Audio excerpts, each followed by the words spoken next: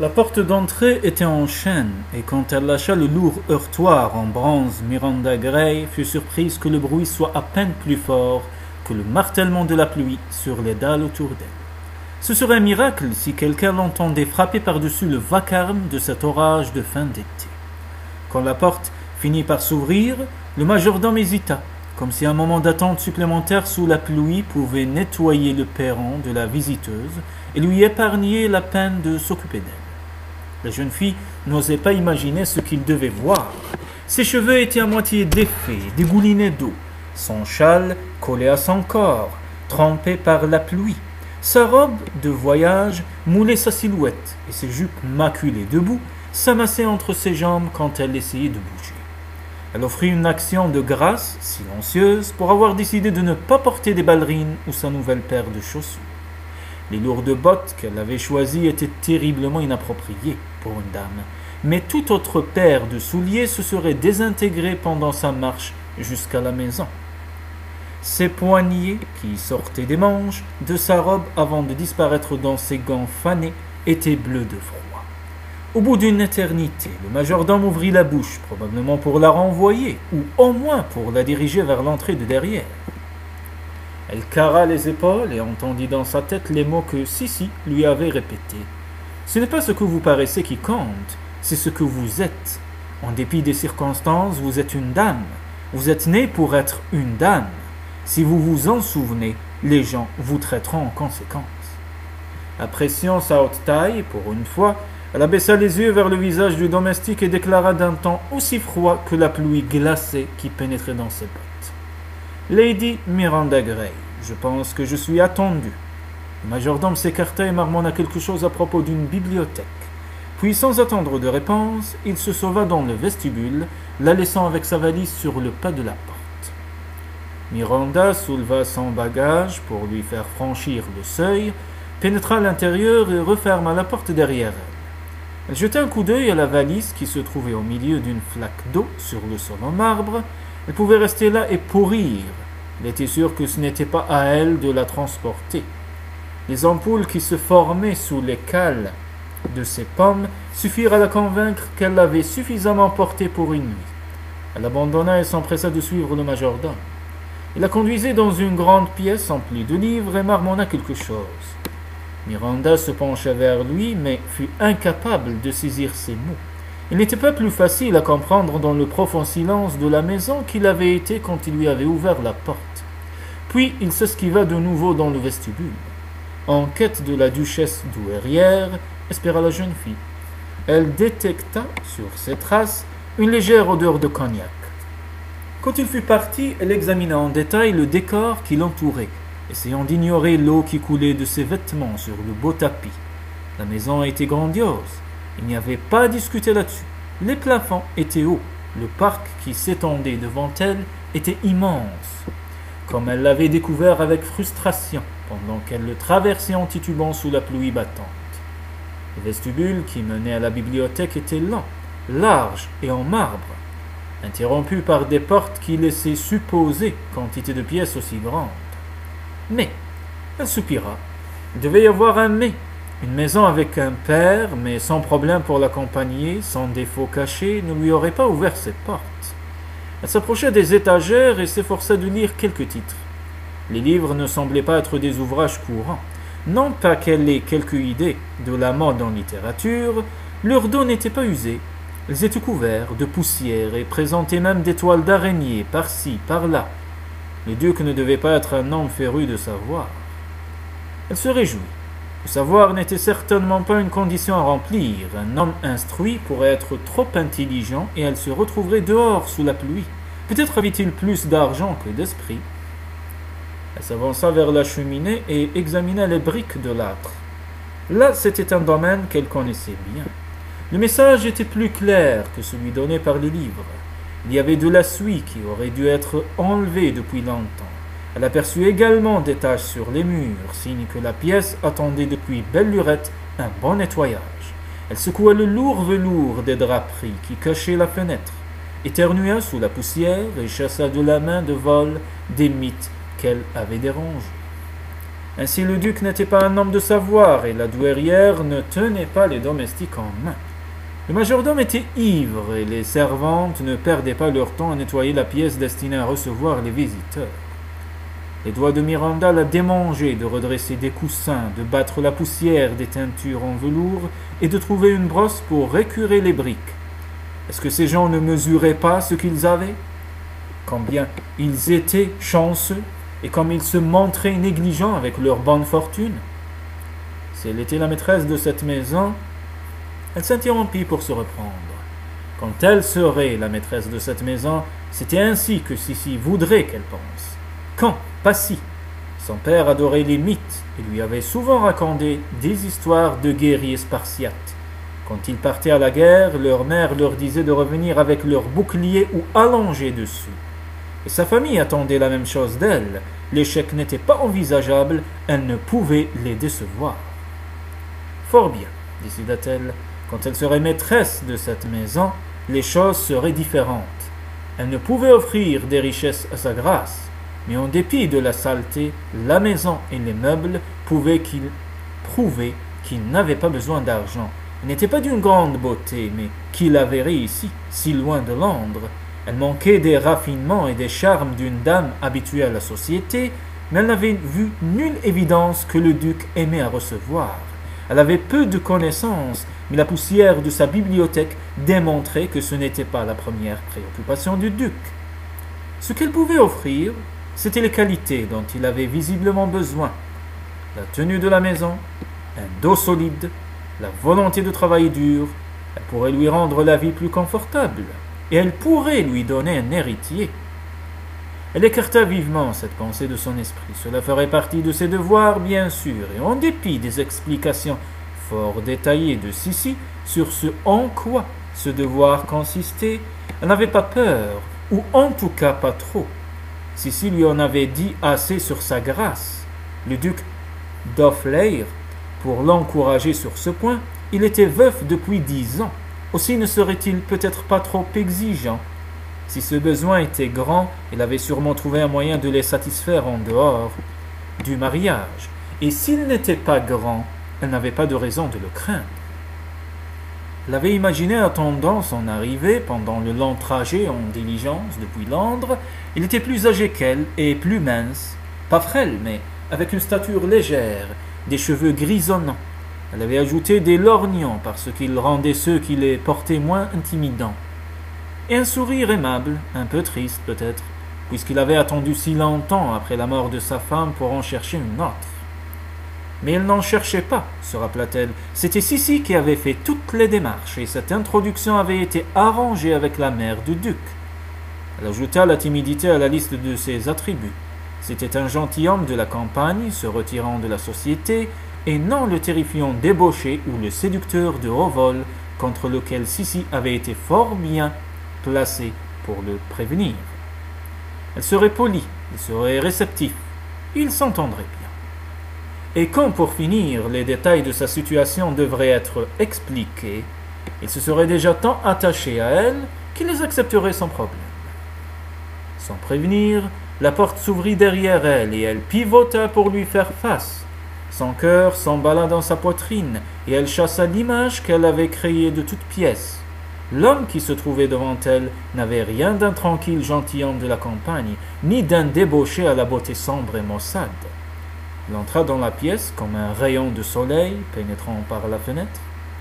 Il n'était pas si vieux, pensa-t-elle. Il avait dû se marier jeune et son visage ne portait nulle marque de chagrin, nulle ride due à un deuil longtemps supporté. Il était ouvert et amical. Elle se détendit un peu et lui rendit son sourire. Il était impossible de faire autrement. Ses yeux étincelaient, ils étaient aussi bleus que... Elle hésita. Pas que le ciel en ville était gris. La mer, elle ne l'avait jamais vue aussi, n'est-elle pas sûre? Des fleurs peut-être, mais pas les modestes fleurs que l'on trouvait dans un potager. Des fleurs plantées en plein soleil, qui n'avaient d'autre usage que de procurer du plaisir à ceux qui les regardaient. Ses cheveux étaient beaucoup plus faciles à décrire, ils brillaient comme de l'or à la lumière du feu. Eh bien, qu'avons-nous là? Sa voix était grave et plaisante, et sa chaleur donna envie à Miranda de se rapprocher de lui. Et quand elle le ferait, Elle était sûre qu'il fleurerait le parfum d'un savant de prix, et que son souffle serait suave. Elle frissonna presque à l'idée qu'elle serait bientôt fixée. Elle fit une révérence. Il continua à l'observer d'un air étonné. « Je suis désolé, ma chère, vous me prenez de court. Pour autant que je sache, nous n'attendions personne. » Miranda fronça les sourcils. « Ma tutrice a écrit à votre mère, tout devait être arrangé. Bien sûr, j'ai été assez surprise de ne trouver personne à l'arrivée de la diligence, mais... » Il plissait le front, à présent, mais il eut l'air de commencer à comprendre. « Je vois, si ma mère a arrangé cela, voilà qui explique pourquoi vous vous attendiez. » Il fit une pause et reprit prudemment. « Connaissez-vous bien ma mère ?»« Moi, non, pas du tout. Ma tutrice et elle étaient des amies d'école. Elle s'écrivait. » Elle fouilla dans son réticule et en tira la lettre d'introduction humide et maintes fois manipulée qu'elle lui tendit. « Alors, vous n'avez pas su pour sa maladie ?» Il prit la lettre et la parcourut, puis haussa les sourcils en jetant un coup d'œil à Miranda. Après quoi, il quitta sa belle redingote sombre, révélant le brassard noir attaché à la manche de sa chemise. « Je crains que vous n'arriviez 6 semaines trop tard pour avoir un entretien avec ma mère, à moins que vous ne possédiez des pouvoirs que n'ont pas les gens de cette maison. Le bandeau de deuil vient juste d'être ôté de la porte. Je suppose que je manque de respect en disant cela, mais vous n'avez pas manqué grand-chose. Au mieux, ma mère n'était guère agréable. Allons donc. » Il tendit la main vers elle, comme elle se laissait choir sur une chaise, ne prêtant plus attention à l'eau qui coulait de sa robe trempée et mouillait les coussins. « Je pensais, puisque vous ne la connaissiez pas, je ne m'attendais pas à ce que cela vous affecte autant. Puis-je vous offrir quelque chose, du cognac ? La carafe est de nouveau vide. Wilkins, maudit soit cet homme. » Il ouvrit la porte d'un geste brusque et cria dans le vestibule, essayant de trouver le majordome marmonnant. « Wilkins, où est le cognac ?» Miranda était très abattue. Ainsi elle était arrivée transpercée par la pluie, sans escorte et sans être attendue, dans une maison en deuil, avec une lettre d'introduction douteuse, et elle espérait se frayer un chemin dans les affections d'un père et obtenir une demande en mariage avant qu'il lui pose trop de questions et la renvoie chez elle. Elle enfouit son visage dans ses mains, souhaitant pouvoir s'enfoncer dans le tapis et disparaître comme la pluie qui goûtait de sa robe. Par tous les diables, que se passe-t-il ? Le duc avait trouvé quelqu'un, mais de toute évidence, ce n'était pas le majordome. Saint John, que signifient ces cris pour réclamer du cognac ? N'avez-vous point de honte ? Buvez tout ce qu'il y a dans la maison si vous le devez, mais ayez la décence de le faire en silence. La voix retentit plus fortement alors qu'elle s'approchait de la porte ouverte. Et qui est cela ? Je le jure devant Dieu, Saint John, si cette souris noyée vous doit en son état, par la mémoire de notre mère, je vais vous jeter dehors sous la pluie avec le cognac, la fille et le reste. Miranda leva les yeux et découvrit un étranger qui découpait sur le seuil. Il était tout ce que l'autre homme n'était pas. Des cheveux sombres, avec une touche de gris sur les tempes, et un visage marqué par l'amertume et une vie difficile. Une bouche qui ne souriait pas, et ses yeux avaient le gris du ciel avant un orage. La force et le pouvoir émanaient de lui comme la chaleur du feu. Le premier passa sous son bras et revint dans la pièce, tendant un verre de cognac. Puis il se reprit et le garda pour lui, buvant une longue gorgée avant de parler. « Pour une fois, mon cher frère, vous pouvez me reprocher cet état de choses. Cette jeune fille est votre problème, pas le mien, et vient de la part de notre défunte mère. » Il agita la lettre d'introduction avant de la remettre à son frère. « Puis-je vous présenter Lady Miranda Gray, venue voir sa grâce, le duc d'Offleigh ?» déclara le jeune homme, blanc avec un grand sourire. « Vous êtes le duc ?» Miranda considéra l'homme imposant qui se tenait sur le seuil et se demanda comment elle avait pu se tromper à ce point. Quand il était entré dans la pièce, son frère avait pâli, rendu insignifiant. Elle tenta de se lever pour exécuter une autre révérence, mais ses genoux flanchèrent sous elle et elle retomba sur sa chaise. L'eau qui stagnait dans ses bottes fit un bruit de succion quand elle bougea. Il la fixa. « Naturellement, je suis le duc. C'est chez moi que vous êtes venu. Qui vous attendiez-vous à trouver ? Le prince régent ?» Le jeune homme blanc sourit. « Je pense qu'elle m'a pris pour vous. Je viens juste d'entrer dans la bibliothèque pour chercher la carafe de cognac et je l'ai trouvée qui attendait là. » « Depuis combien de temps ?» coupa le duc. « quelques instants à peine même. Si j'aurais apprécié de passer plus de temps seul avec Lady Miranda, sa conversation est charmante. Et durant cette agréable conversation, vous avez négligé de mentionner votre nom et lui avez permis de prolonger sa méprise. Marcus se détourna de son frère pour faire face à Miranda. Son regard accrocha celui de la jeune fille et il le soutint un peu trop longtemps, comme s'il pouvait lire dans ses yeux le contenu de son cœur. Elle esquiva son examen embarrassée et désigna d'un geste impuissant la lettre d'introduction. « J'étais attendue, je n'avais aucune idée pour votre mère, je suis terriblement désolée, ajouta-t-elle après une brève hésitation. Pas autant que moi. Elle parcourut la lettre. Maudite soit cette femme, elle m'a extorqué une promesse. Et c'était une promesse sur son lit de mort, et j'ai prononcé ces mots en espérant que son décès m'absoudrait de toute action. Vous avez promis de m'épouser en espérant qu'elle mourrait, releva Miranda en le regardant avec horreur. J'ai promis de vous rencontrer, rien de plus. Si ma mère était morte cette nuit-là, comme elle semblait sur le point de le faire, qui aurait pu savoir ce que je lui avais promis? Mais elle a pris son temps. Il agita la lettre. De toute évidence, assez pour poster une invitation. Et maintenant, vous êtes ici, avec une femme de chambre, je suppose. Non?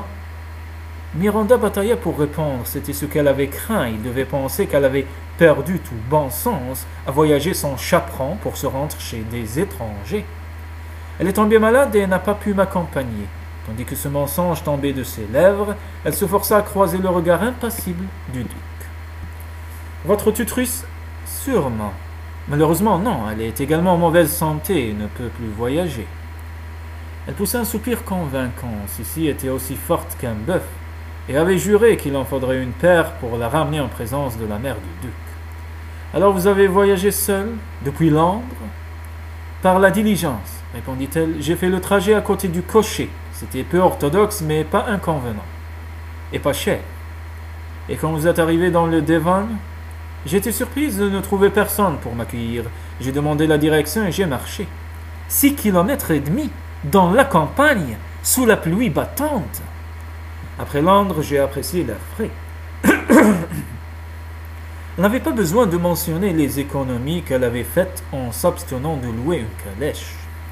Vous n'aviez donc pas assez pris l'air en voyageant pendant des heures sur le toit de la diligence? Il la contemplait comme si elle avait le cerveau fêlé. J'aime les orages.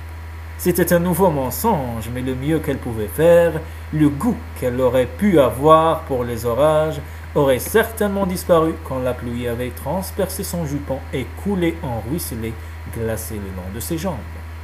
Et aimez-vous aussi le déshonneur pour le rechercher de cette façon? Miranda courba la tête, ne se sentant plus capable de le regarder dans les yeux. Cela avait été une erreur de venir ici. Sa conduite avait été excentrique, mais elle n'avait pas voulu se compromettre. En marchant jusqu'à la maison, elle avait pris tous les risques, et maintenant, si le duc la renvoyait et qu'elle devait rentrer chez elle, il n'y aurait aucun moyen de réparer les torts causés à sa réputation. Elle désigna la pièce d'un geste large. Vous êtes à des kilomètres de la protection de la société, en compagnie de 2 débauchés notoires. Notoires? Elle les compara, le duc avait l'air assez dangereux, mais elle avait du mal à croire que son frère pût être une menace pour son honneur. Dans cette région, certainement. Est-ce que quelqu'un sait que vous êtes ici? J'ai demandé mon chemin à un gentilhomme respectable et à sa femme. Un homme de cette taille? Demanda le duc en faisant un signe de la main. Corpulent, avec des cheveux gris, sa femme grande et sèche comme une trique, avec une bouche qui lui donne un air un peu trop respectable, ajouta-t-il avec une grimace. Miranda haussa les épaules. Je suppose qu'il peut s'agir d'eux. S'il a un lorgnon et si elle louche un peu. Et quand vous leur avez parlé, vous leur avez donné votre vrai nom. Elle lui rendit son regard avec défi. Pourquoi ne l'aurais-je pas fait? Le duc se laissa tomber sur une chaise avec un grognement. Son frère lâcha un éclat de rire. Marcus le dévisagea d'un air sévère. Il n'y a pas de quoi rire, espèce de béné. Si vous vous souciez un tant soit peu d'honneur, alors l'un d'entre nous est dans une situation délicate. Saint John rit de nous. Vous connaissez la réponse à la première partie de votre remarque. Cela peut vous conduire à répondre à la seconde. Je suppose que je pourrais généreusement offrir. Je me doute de ce que vous pouvez considérer comme une offre généreuse. Achevez votre phrase et je vous gifle. Marcus passa ses doigts dans ses cheveux sombres, puis il se tourna lentement vers Miranda. Miss, quel que soit votre nom, il consulta la lettre, la relut et reprit. Lady Miranda Gray, votre arrivée ici a été quelque peu inhabituelle. À Londres, elle aurait pu passer inaperçue.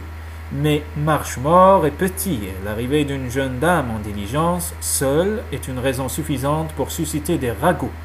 Dans le village, vous avez parlé au révérend Winslow et à sa femme, qui ont un penchant fort, peu chrétien, pour les rumeurs et peu d'affection pour notre famille. Quand vous avez demandé la direction de cette maison, sans chaperon, vous avez consolidé l'opinion qu'ils peuvent avoir de vous. Je ne comprends pas. St. John eut un sourire sarcastique. Il ne fait nul doute qu'il est bien connu en ville à présent que le duc et son frère se sont assez réconciliés après la mort de leur mère pour partager une demi-mondaine. Il y a eu une chance que votre histoire ne remonte qu'à jusque Londres. Je suppose, déclara Marcus avec une pointe d'espoir. Ce qui ne serait d'aucune aide à la jeune fille. À cause de son père, Londres était un endroit trop néfaste pour elle. Si elle devait renoncer au Devon par-dessus le marché, elle soupira. Il y avait une limite au nombre de comtés dans lesquels elle pouvait être disgraciée, et elle gardait l'espoir d'une union. St. John se montrait toujours amusé. Madame Winslow a une cousine à Londres. Nous pourrions aussi bien passer une annonce dans le Times. Le duc regarda par la fenêtre et contempla la pluie, qui était passée d'un crachin glacial à un véritable orage, avec des éclairs et un vent fort. On ne peut dire dans quel état doit être la route entre ici et l'auberge. Je n'ose y risquer une voiture. L'expression de ses yeux fit que Miranda se demanda s'il s'attendait à ce qu'elle repartît à pied.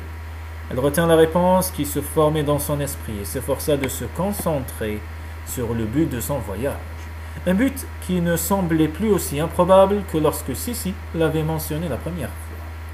« Elle va devoir passer la nuit ici, Marcus, dit St. John. Il n'y a pas d'autre solution, et la seule question que se posera la ville sera de savoir qui de nous deux l'a eu d'abord. » Miranda réprima une exclamation choquée devant cette insulte et se couvrit la bouche de la main.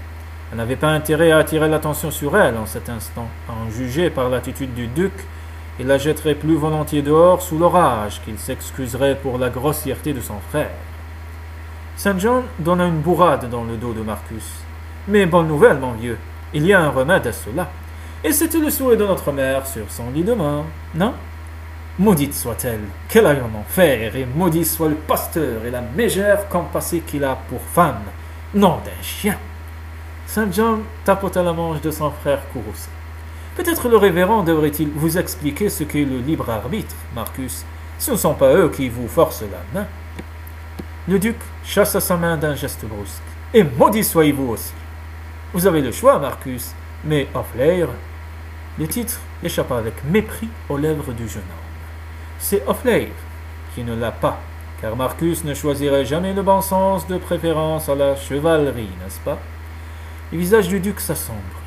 « Je n'ai pas besoin de votre aide dans cette affaire, St. John. »« Bien sûr que non, votre grâce. Vous n'avez jamais besoin de moi. Alors prononcez les mots et finissons-en. Protégez votre précieux honneur. Attendre ne résoudra pas les choses. » Le duc se raidit puis se tourna vers Miranda, la mâchoire contractée et le regard voilé, comme s'il fournissait un grand effort pour dominer ses émotions. Il eut une longue pause et la jeune fille eut l'impression que le sol tremblait quand la question émana de lui, comme de la lave d'un volcan en éruption. « Lady Miranda, voudriez-vous me faire l'honneur d'accepter ma demande en mariage ?» Un sacré demande en mariage.